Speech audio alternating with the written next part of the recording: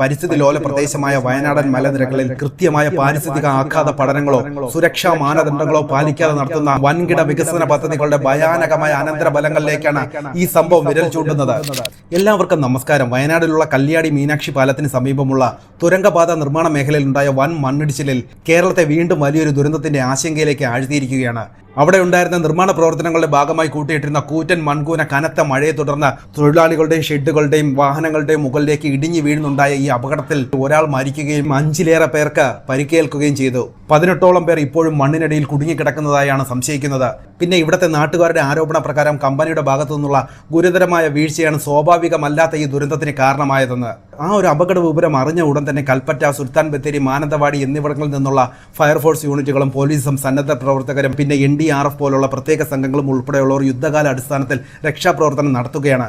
മുഖ്യമന്ത്രിയുടെ നേരിട്ടുള്ള ഇടപെടലിനെ തുടർന്ന് മന്ത്രിമാരായ ടി സിദ്ദിഖ് ഉൾപ്പെടെയുള്ളവർ രക്ഷാപ്രവർത്തനം ഏകോപിപ്പിക്കാനും റവന്യൂ കൃഷി വകുപ്പ് മന്ത്രിമാരോട് അടിയന്തരമായി വയനാട്ടിലേക്ക് തിരിക്കാനും മുഖ്യമന്ത്രി നിർദ്ദേശിച്ചിട്ടുണ്ട്. പിന്നെ പരിസ്ഥിതി ലോല പ്രദേശമായ വയനാടൻ മലനിരകളിൽ കൃത്യമായ പാരിസ്ഥിതിക ആഘാത പഠനങ്ങളോ സുരക്ഷാ മാനദണ്ഡങ്ങളോ പാലിക്കാതെ നടത്തുന്ന വൻകിട വികസന പദ്ധതികളുടെ ഭയാനകമായ അനന്തരഫലങ്ങളിലേക്കാണ് ഈ സംഭവം വിരൽ ചൂണ്ടുന്നത്.